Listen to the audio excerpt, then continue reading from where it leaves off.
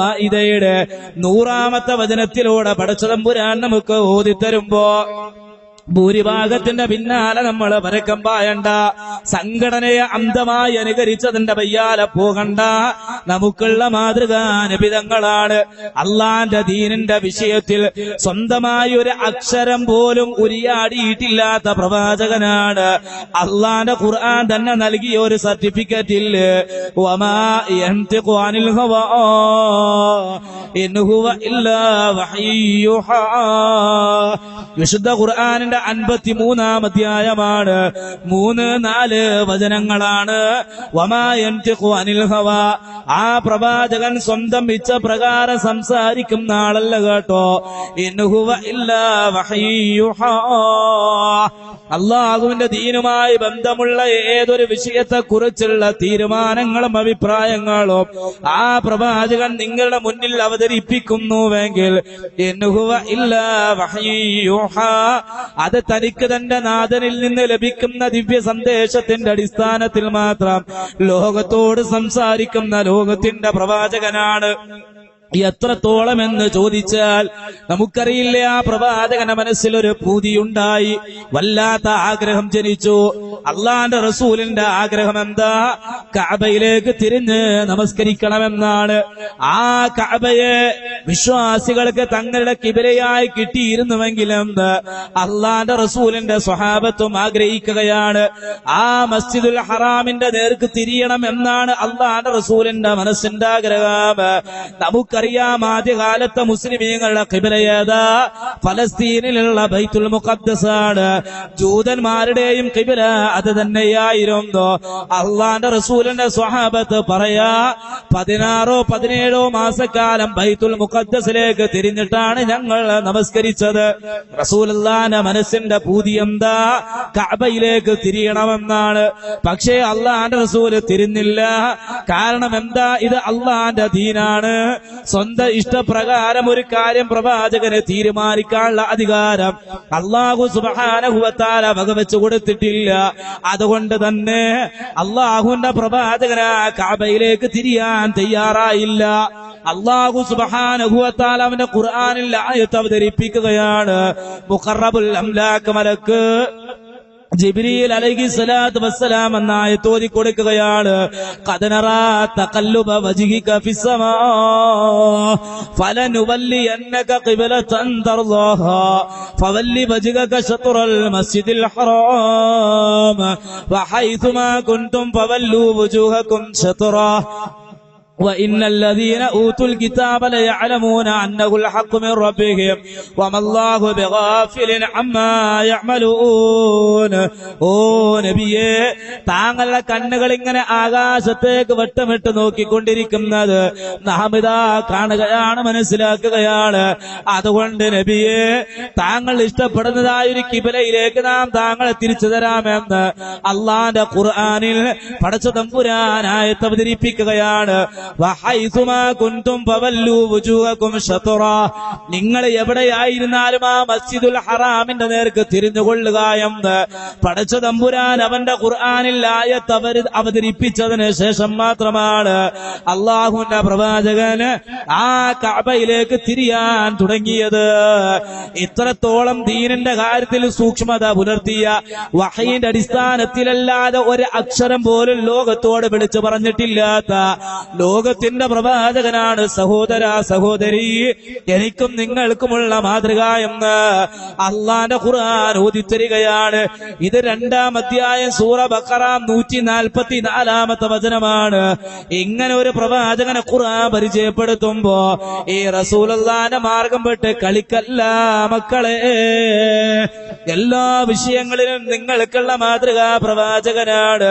ഖുൽ യാ അയ്യുഹന്നാസ് ഇന്നി റസൂലുള്ളാഹി ഇലൈക്കും ജമീഅൻ അല്ലദീ ലഹു മുൽക്കു സ്സമാവാതി വൽ അർളി لا إله إلا هو يحيي ويميت فآمنوا بالله ورسوله النبي الأمي الذي يؤمن بالله وكلماته واتبعوه لعلكم تهتدون. വിശുദ്ധ ഖുർആനിന്റെ 7-ാം അധ്യായമാണ്, 158-ാമത്തെ വചനമാണ്. ഖുൽ നബിയേ അങ്ങ് പറയണേ, യാ അയ്യുഹന്നാസ് ഇന്നി റസൂലുള്ളാഹി ഇലൈക്കും ജമീഅ, മനുഷ്യരെ നിങ്ങൾക്ക് മുഴുവനായിട്ടുള്ള പ്രവാചകനാണ് ഞാൻ. അല്ലദീ ലഹു മുൽക്കുസ് സമാവാതി വൽ അർളി, ഈ കാണുന്ന ആകാശങ്ങളുടെയും ഭൂമിയുടെയും അധീശാധികാരം ഏതൊരു അല്ലാഹുവിന്റെ കൈവശമാണോ ആ അല്ലാഹുവിനാൽ നിയുക്തനായ, ലോകത്തുള്ള സകല മനുഷ്യർക്കും വേണ്ടി നിയുക്തനായ പ്രവാചകനാണ് ഞാൻ. ലാ ഇലാഹ ഇല്ലാ ഹുവ യുഹ്യീ വയുമീത്, അവനല്ലാതെ ആരാധനകൾക്ക് അർഹനായി മറ്റാരുമില്ല. അവനാണ് മരിപ്പിക്കുന്നത്, അവനാണ് ജീവിപ്പിക്കുന്നത്, ജീവിപ്പിക്കുകയും മരിപ്പിക്കുകയും ചെയ്യുന്നത് അവനാണ്. അതുകൊണ്ട് ഫആമിനൂ ബില്ലാഹ്, അങ്ങനെയുള്ള അല്ലാഹുവിൽ നിങ്ങൾ വിശ്വസിക്കാണ്. അല്ലാഹുവിൽ വിശ്വസിച്ചാൽ മാത്രം പോരാ, വറസൂലിഹി, അവന്റെ പ്രവാചകനിലും നിങ്ങൾ വിശ്വസിക്കാണ്. എങ്ങനെയുള്ള പ്രവാചകൻ എന്നറിയുമോ? അന്നബിയിൽ ഉമ്മിയില്ലദീ യുഅ്മിനു ബില്ലാഹി വകലിമാതിഹി, നബിയായ ഉമ്മിയായ പ്രവാചകനാണ്. അക്ഷരജ്ഞാനമില്ലാത്ത, എഴുത്തും വായനയും ശീലിച്ചിട്ടില്ലാത്ത പ്രവാചകനാണ്. അതുപോലെ തന്നെ അള്ളാഹുവിൽ ദൃഢമായി വിശ്വസിക്കുന്ന, അള്ളാഹുവിന്റെ വചനങ്ങളിൽ വിശ്വസിക്കുന്ന ആ പ്രവാചകനിലും നിങ്ങൾ വിശ്വസിക്കണം കേട്ടോ. വിശ്വസിച്ചാൽ മാത്രം പോരാ, വത്തബിഊഹു, വത്തബിഊഹു, ആ പ്രവാചകനെ നിങ്ങൾ ഫോളോ ചെയ്യണേ, ആ പ്രവാചകനെ നിങ്ങൾ ഇത്തിബാ ചെയ്യണേ, ആ റസൂലുള്ളാഹിനെ നിങ്ങൾ അനുധാവനം ചെയ്യണേ. എന്തിന്? ലഅല്ലക്കും തഹ്തദൂൻ, എങ്കിൽ നിങ്ങൾക്ക് ഹിദായത്ത് ലഭിച്ചേക്കാം. ഹിദായത്ത് ലഭിക്കണോ? ആ റസൂലുള്ളാഹിനെ പിൻപറ്റണമെന്ന് വിശുദ്ധ ഖുർആൻ 7-ാം അധ്യായം 158-ാമത്തെ വചനത്തിലൂടെ ഓതിത്തരുമ്പോ ഇതിന് തൊട്ട് മുമ്പുള്ളൊരു വചനമുണ്ട് സഹോദരങ്ങളെ, 157-ാമത്തെ വചനമാണ്. അവിടെ അതാ റസൂലുള്ളാഹി സ്വല്ലല്ലാഹു അലൈഹി വസല്ലം തങ്ങളെ നിയോഗിച്ചുകൊണ്ട് അള്ളാന്റെ ഖുർആൻ നമുക്ക് പറഞ്ഞു തരുന്ന ചില കാര്യങ്ങളുണ്ട്. എന്താണത്? അല്ലദീന യത്തബിഊന റസൂലൻ നബിയൽ ഉമ്മി അല്ലദീ യജിദൂനഹു മക്തൂബൻ ഇൻദഹും ഫിത്തൗറാത്തി വൽ ഇൻജീൽ യഅ്മുറുഹും ബിൽ മഅറൂഫി വയൻഹാഹും അനിൽ മുൻകരി വയുഹില്ലു ലഹുമുത് ത്വയ്യിബാതി വയുഹർരിമു അലൈഹിമുൽ ഖബായിസ വയളഉ അൻഹും ഇസ്റഹും വൽ അഗ്ലാൽ അല്ലതീ കാനത് അലൈഹിം ഫല്ലദീന ആമനൂ ബിഹി വഅസ്സറൂഹു വനസറൂഹു واتبعوا النور الذي أنزل معه أولئك هم المفلحون. എന്താണ് ഖുർആൻ പറയുന്നത്? അല്ലദീന യത്തബിഊന റസൂലൻ നബിയൽ ഉമ്മിയല്ലദീ യജിദൂനഹു മക്തൂബൻ ഇൻദഹും ഫിത്തൗറാത്തി വൽ ഇൻജീൽ, തൗറാത്തിലും ഇൻജീലിലും രേഖപ്പെടുത്തപ്പെട്ടിട്ടുള്ള നബിയായ ഉമ്മിയായ ആ പ്രവാചകനെ നിങ്ങൾ ഇത്തിബാ ചെയ്യണേ. ആ പ്രവാചകൻ നിങ്ങൾക്കിടയിലേക്ക് ഇറങ്ങി വന്നുകൊണ്ട് നിർവഹിക്കുന്ന ഡ്യൂട്ടി എന്താണ്? യഅ്മുറുഹും ബിൽ മഅറൂഫി വയൻഹാഹും അനിൽ മുൻകരി, സദാചാരം കൽപ്പിക്കുക, ദുരാചാരത്തെ വിരോധിക്കുക. വയുഹില്ലു ലഹുമുത് ത്വയ്യിബാതി, വിശിഷ്ടമായ കാര്യങ്ങൾ ആ പ്രവാചകൻ നിങ്ങൾക്ക് ഹലാലാക്കി തരികയാണ്. വയുഹർരിമു അലൈഹിമുൽ ഖബായിസ, ചീത്ത കാര്യങ്ങൾ ആ പ്രവാചകൻ നിങ്ങളുടെ മേൽ ഹറാമാക്കുകയാണ്.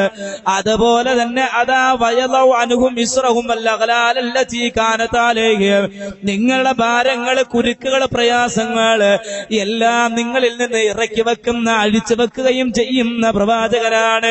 ഇങ്ങനെയുള്ള പ്രവാചകനെ ഇത്തിബാ ചെയ്യണമെന്ന് ആയത്തിന്റെ തുടക്കത്തിൽ അല്ലാഹു സുബ്ഹാനഹു വ തആല ഓതി തന്നിട്ട് ഈ വചനം പടച്ച തമ്പുരാൻ അവസാനിപ്പിക്കുന്നത് എങ്ങനെയെന്നറിയുമോ? ഫല്ലദീന ആമനൂ ബിഹി, ആ പ്രവാചകനിൽ നിങ്ങൾ വിശ്വസിക്കണേ.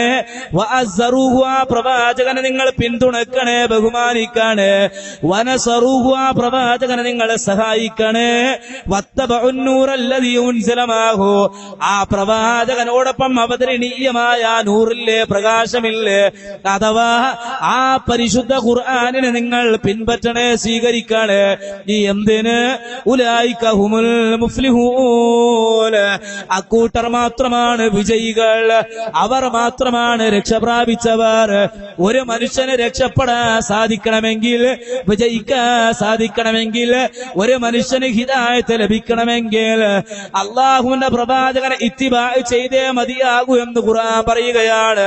മാത്രമല്ല വീണ്ടും അതാ ഖുർആൻ പറയുകയാണ്, മയ്യുതിഇർ റസൂല ഫഖദ അതാ അല്ലാഹ്, ആരാണോ അള്ളാന്റെ റസൂലിനെ അനുസരിച്ചത് അവൻ അള്ളാഹുവിനെയും അനുസരിച്ചവനായി തീർന്നു. നോക്കണേ, ഖുർആനിന്റെ പ്രയോഗമാണ്. അള്ളാഹുവിനെ അനുസരിച്ചവനായി തീരുന്നത് നബിതങ്ങളെ അനുസരിക്കുന്നതിലൂടെ മാത്രമാണ്. 4-ാം അധ്യായമാണ്, 80-ാമത്തെ വചനമാണ്. വീണ്ടും ഖുർആൻ പറഞ്ഞില്ലേ, വഅതീഉല്ലാഹ്, അള്ളാഹനെ നിങ്ങൾ അനുസരിക്കണേ, വറസൂല, അവന്റെ പ്രവാചകനെ നിങ്ങൾ അനുസരിക്കണേ, എങ്കിൽ ലഅല്ലക്കും തുർഹമൂൻ, നിങ്ങൾ കരുണ ചെയ്യപ്പെട്ടേക്കാം.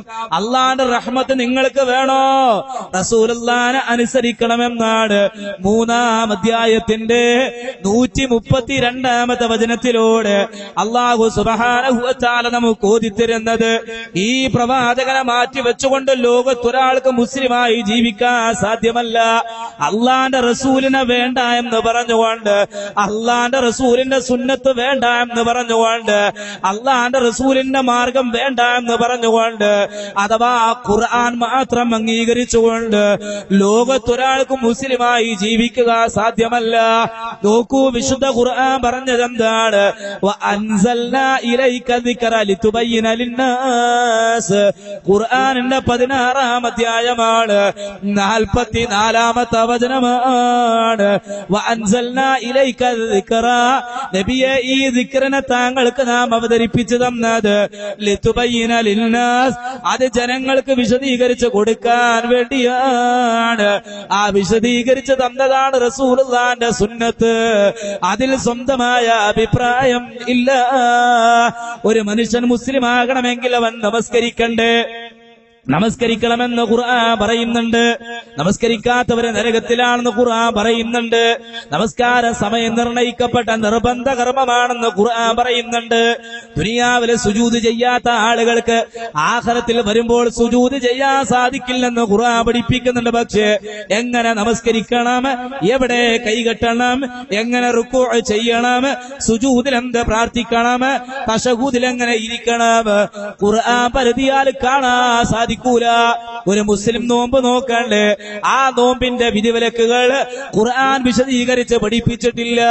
ഒരു മുസ്ലിമിന് സക്കാത്ത് കൊടുക്കണ്ടേ? ആ സക്കാത്ത് ഓരോ വസ്തുവിന് എത്രയാണ്, എങ്ങനെയാണ്, അതിന്റെ നിസാബ് എങ്ങനെയാണ്, അത് കൃത്യമായി ഖുർആൻ പറഞ്ഞു തന്നിട്ട്